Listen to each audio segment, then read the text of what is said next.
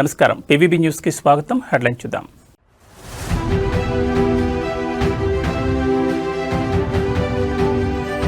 ప్రపంచానికి భారత్ ఆశాకిరణం. EU డీల్ను మరోసారి ప్రశంసించిన మోడీ.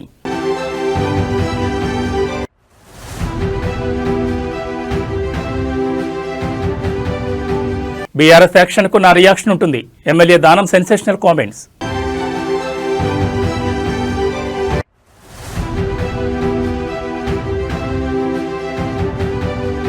తిరుమల లడ్డూ కల్తీ నెయ్యి ఆరోపణలపై సీబీఐ దర్యాప్తు. నెయ్యిలో జంతువుల కొవ్వు కలవలేదని నిర్ధారించిన సీబీఐ.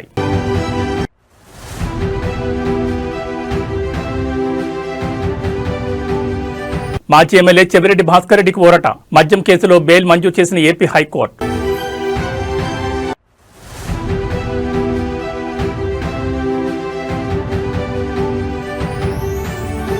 గద్దెపై కొలువుతీరిన సారలమ్మ. జనసంద్రమైన జంపన్న వాగు. ఇక డీటెయిల్స్ చూస్తే కేంద్ర బడ్జెట్ సమావేశాలు అత్యంత కీలకమైనవని ప్రధాని మోడీ అన్నారు. పార్లమెంట్ భవన్ ముందు మోడీ మీడియాతో మాట్లాడారు. రాష్ట్రపతి ద్రౌపది ముర్ము ప్రసంగం దేశ ప్రజల ఆత్మవిశ్వాసాన్ని ప్రతిబింబించిందని చెప్పారు. పార్లమెంట్ సభ్యులకు రాష్ట్రపతి ఎన్నో విలువైన సూచనలు ఇచ్చారని, రాష్ట్రపతి వ్యాఖ్యలను సభ్యులంతా పరిగణలోకి తీసుకుంటారని ఆశిస్తున్నామని ఆకాంక్షించారు. భారత్ EU స్వేచ్ఛ వాణిజ్య ఒప్పందం దేశ యువతకు ఎన్నో అవకాశాలు కల్పించనుందని, అంతేకాకుండా ఉత్పత్తి రంగానికి మరింత ఊపనివ్వనుందని మోడీ పేర్కొన్నారు. ఆర్థిక మంత్రిగా నిర్మలా సీతారామన్ మరోబారు బడ్జెట్ను ప్రవేశపెట్టబోతున్నారని, ఇది భారత పార్లమెంట్ చరిత్రలో అరుదైన గౌరవమని, ప్రపంచానికి భారత్ ఆశాకిరణంగా మారనుందని తెలిపారు. దేశ అభివృద్ధి కోసం కీలక సంస్కరణలతో ముందుకు పోతున్నాం. నిన్న రాష్ట్రపతి ప్రసంగంలో ప్రతి భారతీయుడు ఆత్మవిశ్వాసాన్ని ప్రతిబింబించిందన్నారు. 140 కోట్ల ప్రజల ఆత్మవిశ్వాసాన్ని ప్రతిబింబించిందన్నారు. 2047 వికసిత్ భారత్ లక్ష్యం కోసం కార్యాచరణ ప్రారంభమైందన్నారు. దేశ చరిత్రలో ఒక మహిళ నిర్మలా సీతారామన్ ఆర్థిక మంత్రిగా 9వ సారి బడ్జెట్ ప్రవేశపెడుతున్నారు. नमस्कार साथियों,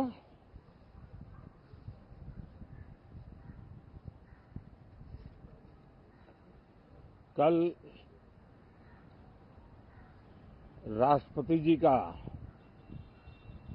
उद्बोधन 140 करोड़ देशवासियों के आत्मविश्वास की अभिव्यक्ति था। 140 करोड़ देशवासियों के पुरुषार्थ का लेखा जोखा था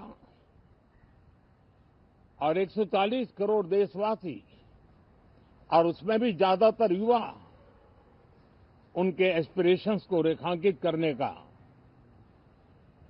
बहुत ही सटीक उद्बोधन सभी सांसदों के लिए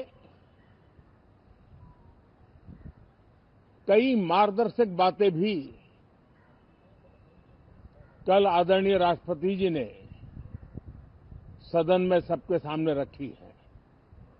పార్టీ ఫిరాయింపుల వ్యవహారంలో తెలంగాణ అసెంబ్లీ స్పీకర్ గడ్డం ప్రసాద్ కుమార్ జారీ చేసిన నోటీసులపై ఖైరతాబాద్ ఎమ్మెల్యే దానం నాగేంద్ర స్పందించారు. ఈ సందర్భంగా ఆయన ఇవాళ మీడియాతో మాట్లాడుతూ స్పీకర్ కార్యాలయం నుంచి అందిన నోటీసులకు సంబంధించి తన తరపు న్యాయవాది ఇప్పటికే స్పందించారని తెలిపారు. స్పీకర్కు వివరణ ఇస్తూ తన అడ్వకేట్ ఒక లేఖ రాశారని, అయితే ఆ లేఖలో ఏ అంశాలను పొందుపరిచారనే విషయంపై తనకు పూర్తి అవగాహన లేదని క్లారిటీ ఇచ్చారు. తమ తరపున వివరణ పంపినప్పటికీ స్పీకర్ కార్యాలయం నుంచి ఇప్పటి వరకు తమకు ఎలాంటి జవాబు రాలేదని తెలిపారు. విచారణ ప్రక్రియకు సంబంధించి తాము పంపిన వివరణపై స్పీకర్ నిర్ణయం కోసం వేచి చూస్తున్నట్లుగా దానం పేర్కొన్నారు. విచారణ నిమిత్తం తనను వ్యక్తిగతంగా హాజరు కావాలని స్పీకర్ నుంచి ఇప్పటి వరకు ఎలాంటి ఆదేశాలు రాలేదని అన్నారు. తనను వ్యక్తిగతంగా రమ్మని ఎవరూ చెప్పలేదు. ప్రస్తుతానికి లీగల్ టీం ఈ వ్యవహారాన్ని చూసుకుంటుందని వెల్లడించారు. బీఆర్ఎస్ పార్టీ తనను సస్పెండ్ చేయలేదని, వారి యాక్షన్కు తన రియాక్షన్ ఉంటుందని అన్నారు. తాను ఎన్నికలకు భయపడే వ్యక్తిని కాదని దానం నాగేంద్ర అన్నారు. కాగా బీఆర్ఎస్ నుంచి కాంగ్రెస్లో చేరిన ఎమ్మెల్యేల అనర్హత వేటుపై దేశ అత్యున్నత న్యాయస్థానం సుప్రీంకోర్టు సీరియస్గా ఉన్న నేపథ్యంలో స్పీకర్ గడ్డం ప్రసాద్ కుమార్ విచారణను వేగవంతం చేశారు. ఈ క్రమంలో దానం నాగేందర్ ఇచ్చిన స్టేట్మెంట్ ఇప్పుడు పొలిటికల్ సర్కిల్స్ లో హాట్ టాపిక్ గా మారింది. ఈ నెల 30న జరిగే విచారణలో స్పీకర్ ఎలాంటి నిర్ణయం తీసుకుంటారనేది ప్రస్తుతం ఉత్కంఠగా మారింది.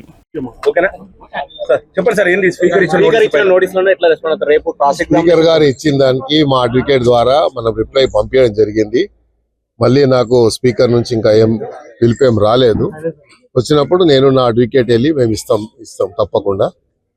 అదేవిధంగా మేము ఇచ్చినటువంటి రిప్లై ఇప్పటిదాకా మాకు వచ్చిన దానికి మేము రిప్లై జవాబు ఇచ్చాము ఒకటి.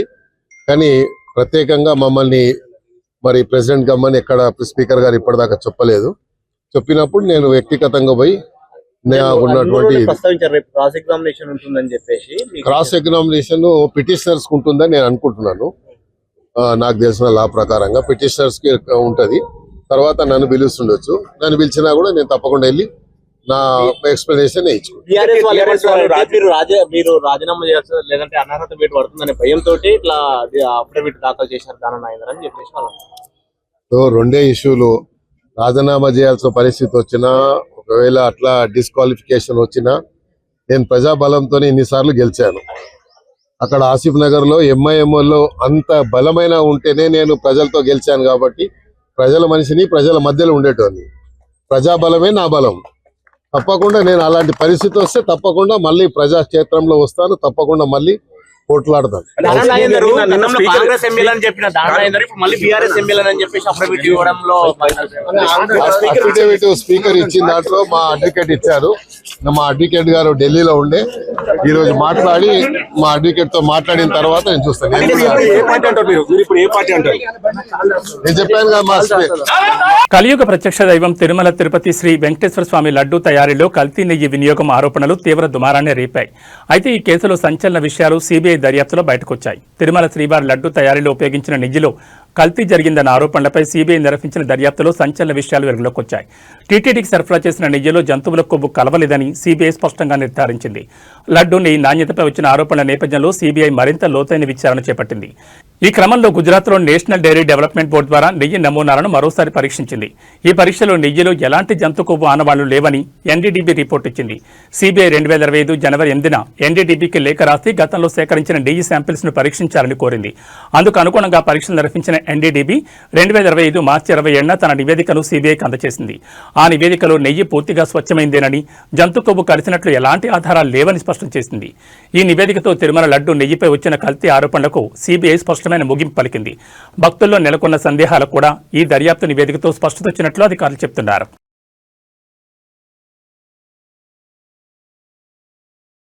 గొంతకల్ ఎమ్మెల్యే గుమ్మనూరు జయరాం పేరుతో ఉన్న ఎమ్మెల్యే స్టిక్కర్ వాహనాన్ని ఉపయోగిస్తూ ఇద్దరు వ్యక్తులు నానా హంగామా సృష్టించిన ఘటన అనంతపురం జిల్లాలో తీవ్ర కలకలం రేపుతోంది. మత్తులో ఉన్న వాళ్లు రోడ్డుపై వెళుతున్న వాహనాలను అడ్డుపెట్టి బెదిరిస్తున్నారని స్థానికులు పోలీసులకు కంప్లైంట్ ఇచ్చారు. విషయం తెలిసిన పోలీసులు వెంటనే సంఘటనా స్థలానికి చేరుకున్నారు. మత్తులో ఉన్న రౌడీ షీటర్ను పట్టుకునేందుకు ప్రయత్నించిన సమయంలో వారు పోలీసులపై కారుతో తీసుకెళ్లే ప్రయత్నం చేశారు. ఈ ఘటనలో పెట్రోలింగ్ లో ఉన్న కానిస్టేబుల్ త్రుటిలో ప్రమాదం నుంచి తప్పించుకున్నారు. అయితే పోలీసులు తమ వాహనంతో వెంటాడి ఎమ్మెల్యే స్టిక్కర్ ఉన్న కారును అడ్డగించారు. కారును తనిఖీ చేయగా గుర్తుకు చెందిన రౌడీ షీటర్ అజయ్తో పాటు మరో వ్యక్తి అందులో ఉన్నట్లు గుర్తించారు. వెంటనే ఇద్దరిని అదుపులోకి తీసుకున్నారు. ఎమ్మెల్యే పేరుతో ఉన్న స్టిక్కర్ను దుర్వినియోగం చేసి ప్రజలను భయపెడుతున్న ఘటనపై కేసు నమోదు చేసి విచారణ ప్రారంభించారు. ఈ సంఘటనపై ఎమ్మెల్యే స్టిక్కర్ల దుర్వినియోగంపై కఠిన చర్యలు తీసుకుంటామని పోలీసులు పేర్కొన్నారు.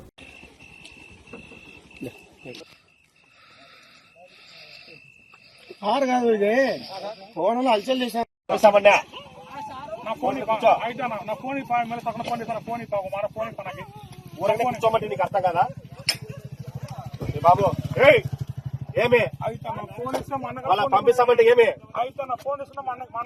బాబు ఫోన్ గీడు పక్కన పెట్టు పంపిస్తారా పంపిస్తామంటే గినాలను ఆయన మాటలు కాదు నేను చెప్పేది విను.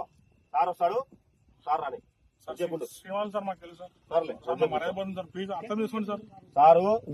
వేరే సార్ వస్తారు. మేడారం మహాజాతరకు భక్తులు పోటెత్తున్నారు. ఇప్పటికే గోవిందరాజు, పగడిగిద్దరాజు గద్దెల మీదకు చేరుకోగా కన్నెపల్లి నుంచి సారలమ్మ సైతం గద్దె వద్దకు చేరుకున్నారు. ఇక నేడు గిరిజన పూజారుల పూజలతో చిలుకలగుట్ట నుండి సమ్మక్క గద్దెపైకి వస్తారు. ఈ ఘటనతో జాతర మొదలవుతుంది. కాగా సమ్మక్క సారలమ్మను సాధారణ భక్తులతో పాటు రాజకీయ నాయకులు, సెలబ్రిటీలు దర్శించుకుంటూ మొక్కులు తీర్చుకుంటున్నారు. ఈ నేపథ్యంలోని మంత్రి పొంగులేటి శ్రీనివాసరెడ్డి బుధవారం రాత్రి కుటుంబ సభ్యులతో కలిసి అమ్మవార్లను దర్శించుకున్నారు. అనంతరం మంత్రి ఏర్పాట్లను పరిశీలించారు. అధికారులు పోలీసులను కలిసి వారికి పలు సూచనలు చేశారు. ఇక పొంగులేటి మేడారం జాతర ఏర్పాట్లలో కీలక పాత్ర పోషించిన సంగతి తెలిసిందే. జాతరలో మౌలిక సదుపాయాల కల్పన, ట్రాఫిక్ నియంత్రణ, 24/7 పర్యవేక్షణపై ప్రత్యేక శ్రద్ధ వహించారు. మేడారంలో అభివృద్ధి పనుల్లోనూ ఆయన కీలక పాత్ర పోషించారు.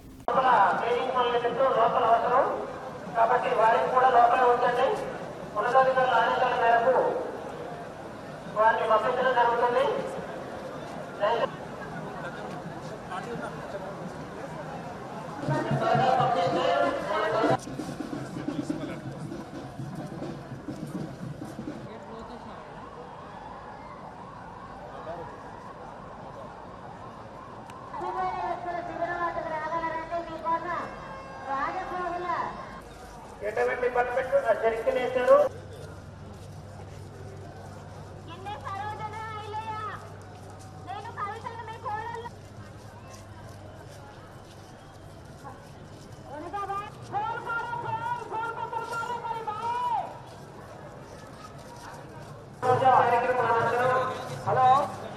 వైఎస్ఆర్సీపీ నేత చంద్రగిరి మాజీ ఎమ్మెల్యే చెవిరెడ్డి భాస్కర్ రెడ్డికి ఊరట లభించింది. అక్రమ మద్యం కేసులో ఆంధ్రప్రదేశ్ హైకోర్టు చెవిరెడ్డికి బెయిల్ మంజూరు చేసింది.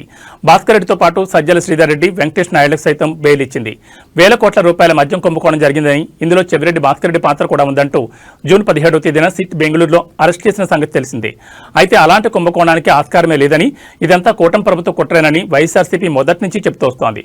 ఈ క్రమంలో అనారోగ్యంతో బాధపడుతున్నప్పటికీ కూడా చెవిరెడ్డి సుబ్బారెడ్డిని ఇబ్బంది పెట్టింది కూటమి ప్రభుత్వం. చివరికి 226 రోజుల తర్వాత ఆయనకు బెయిల్ ద్వారా ఉపశమనం లభించింది.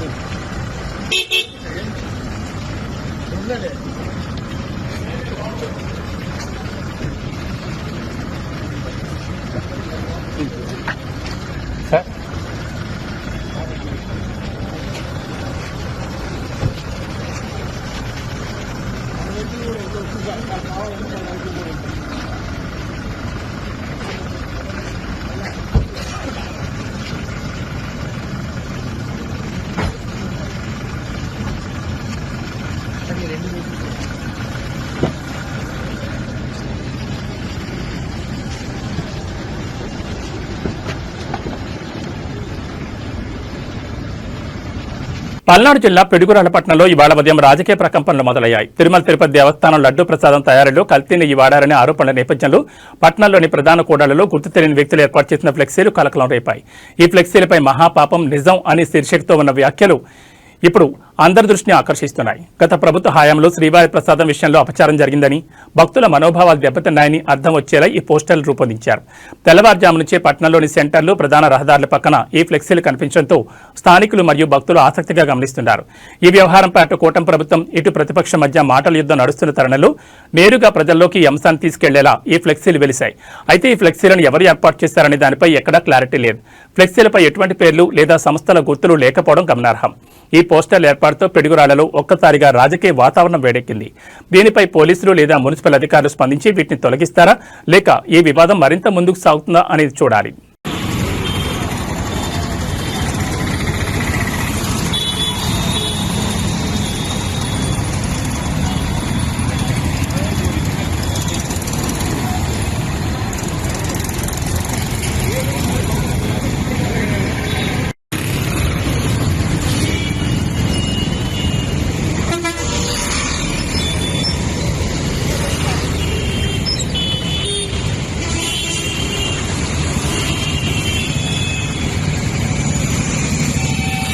మేడారం మహాజాత్రలో భక్తుల రద్దీ పతాక స్థాయికి చేరింది. బుధవారం రాత్రి కన్నెపల్లి నుంచి సారలమ్మ దేవత అశేష జనవాహిని మధ్య తరలివచ్చి గద్దెపై కొలువు తీరడంతో జాతరలో ప్రధాన ఘట్టం మొదలైంది.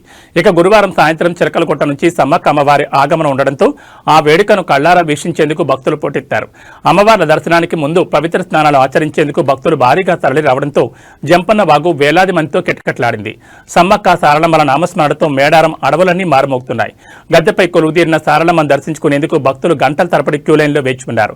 జంపన్న వాగులో పుణ్యస్నానాలు ఆచరించి తడిబట్టలతోని అమ్మవార్లకు నిలువెత్తు బంగారం సమర్పించుకునేందుకు భక్తులు ఉత్సాహం చూపిస్తున్నారు. భక్తుల రద్దీని దృష్టిలో ఉంచుకుని పోలీసులు, రెవెన్యూ యంత్రాంగం నిరంతరం పర్యవేక్షిస్తూ ఎక్కడా అవాంఛనీయ సంఘటనలు జరగకుండా కట్టుదిట్టమైన భద్రతను ఏర్పాటు చేశారు.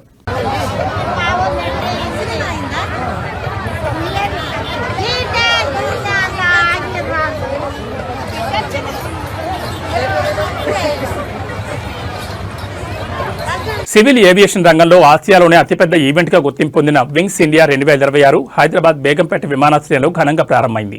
కేంద్ర పౌర విమానయాన మంత్రిత్వ శాఖ FICCI ఆధ్వర్యంలో జరుగుతున్న ఈ 4 రోజుల అంతర్జాతీయ ఏవియేషన్ సమ్మిట్లో ప్రపంచవ్యాప్తంగా ఉన్న విమాన తయారీ సంస్థలు, ఎయిర్లైన్స్, రక్షణ రంగ నిపుణులు, పెట్టుబడిదారులు పాల్గొంటున్నారు. ఈ రోజు ఉదయం civil aviation minister Rammohan Naidu static display ఏరియాను ప్రారంభించారు. భారతదేశాన్ని గ్లోబల్ ఏవియేషన్ హబ్గా తీర్చిదిద్దడం, దేశీయ విమాన తయారీని ప్రోత్సహించడం, భవిష్యత్ విమాన ప్రయాణ అవసరాలకు దిశానిర్దేశం చేయడం ఈ ఈవెంట్ ఎజెండాగా చెప్తున్నారు.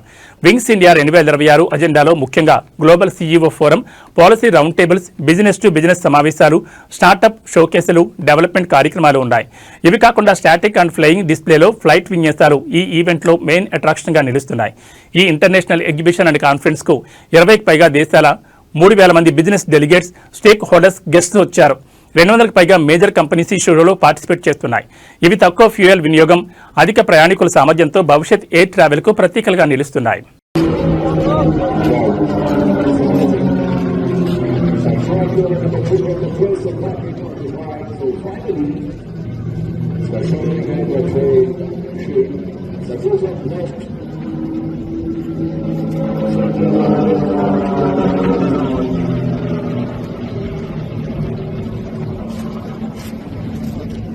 So please pull the tools in which you release the right on the same time. Our 3D is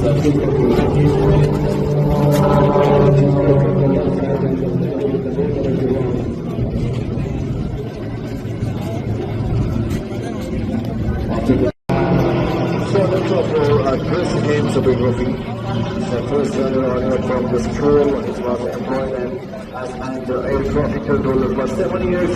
The 1979 he started the financial training and the chair of wisdom mentor and the hawk. So move the global stars and the global stars are from your formation aerobatic display. Medaram జాతరలో నేడు సమ్మక్క తల్లి ఆగమనంతో భక్తజనం పోటెత్తింది. ఈ నేపథ్యంలో మంత్రులు పొంగులేటి శ్రీనివాసరెడ్డి, అడ్లూరు లక్ష్మణ్ కుమార్ స్వయంగా బైకులపై తిరిగి ఏర్పాట్లను పర్యవేక్షించారు. సాయంత్రం చిలకలగొట్ట నుంచి సమ్మక్కను తీసుకొచ్చేందుకు ప్రధాన పూజారి కుక్కరి కృష్ణయ్య బృందం సిద్ధమైంది. ఇప్పటికే రోప్ పార్టీ ట్రయల్ రన్ పూర్తి కాగా జంపన్న వాగు వద్ద భక్తుల స్నానాలకు పటిష్ట చర్యలు చేపట్టారు.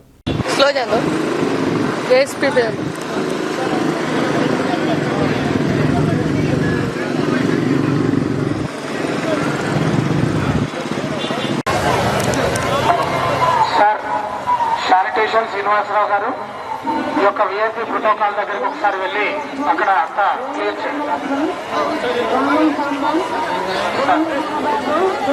మేడారం జాతర విధుల్లో ఉన్న పోలీసులు సరదాగా స్టెప్పులు వేస్తారు. మహాజాతరలో డప్పులతో భక్తులు ఆలయం వద్దకు వెళుతుంటే అక్కడే ఉన్న పోలీసులు వారితో కలిసిపోయారు. కాసేపు సంబరంగా డప్పు చెప్పులకు తగ్గట్టుగా డాన్సులు వేశారు. పోలీసులతో పాటు ఇతర శాఖల అధికారులు, మహిళా పోలీసులు సైతం డాన్స్ చేసి ఆకట్టుకున్నారు. ప్రస్తుతం పోలీసులు ఫుల్ జోక్స్ తో డాన్స్ చేసిన వీడియో సోషల్ మీడియాలో వైరల్ అవుతోంది. దీంతో నెటిజన్లు సైతం వీడియో చూసి ఫిదా అవుతున్నారు. దీన్నే ఫ్రెండ్లీ పోలీసింగ్ అంటారని కామెంట్ చేస్తున్నారు. ఇక కోట్ల మంది విచ్చేసే గిరిజన జాతరలో పోలీసులు ఎంతో కష్టపడి సెక్యూరిటీ కల్పిస్తున్న సంగతి తెలిసిందే. క్యూ లైన్లో తొక్కిసలాట జరగకుండా చూసుకోవడంతో పాటు జాతరలో ఎలాంటి అవాంఛనీయ ఘటనలు చోటు చేసుకోకుండా జాగ్రత్తలు తీసుకుంటున్నారు. బిజీ డ్యూటీలో అప్పుడప్పుడు ఇలా స్టెప్పులు వేయడం వల్ల కష్టాన్ని సైతం మర్చిపోయి మరింత ఉత్సాహంతో విధులు నిర్వహించే అవకాశం ఉంది.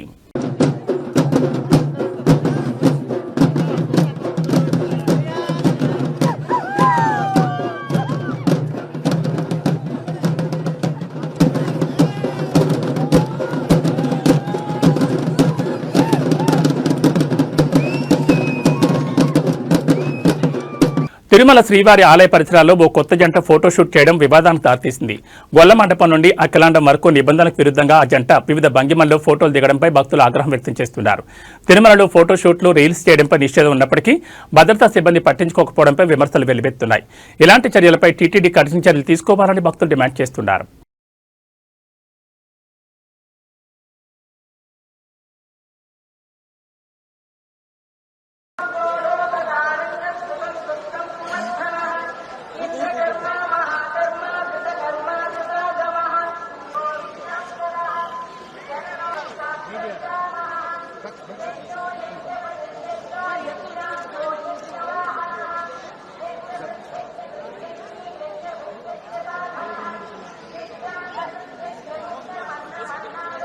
గోల్డ్ లవర్స్ కు ఊహించని షాక్ తగులుతోంది. అంతర్జాతీయ మార్కెట్ ప్రభావంతో దేశీయంగా బంగారం ధరలు మునిపెన్నడూ లేని విధంగా భారీగా పెరిగి ఆల్ టైమ్ రికార్డు చేరాయి. తాజాగా హైదరాబాద్ బులియన్ మార్కెట్లో ఇవాళ బంగారం ధర భారీగా పెరిగింది. 24 క్యారెట్ల 10 గ్రాముల పసిడి ధర 11,770 పెరిగి 1,78,850 చేరింది. 22 క్యారెట్ల 10 గ్రాముల గోల్డ్ రేటు 10,800 ఎగబాకి 1,63,950 పలుకుతోంది. మరోవైపు కేజీ వెండి ధర 4,25,000 వద్ద కొనసాగుతోంది.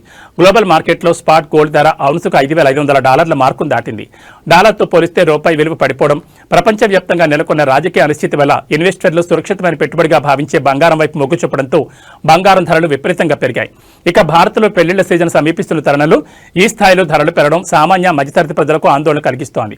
కేవలం బంగారం ధర మాత్రమే కాకుండా అందుకు తోడు 3% జీఎస్టీ మేకింగ్ ఛార్జెస్ అదనంగా బాతుండడంతో వినియోగదారులపై తీవ్ర భారం పడుతోంది.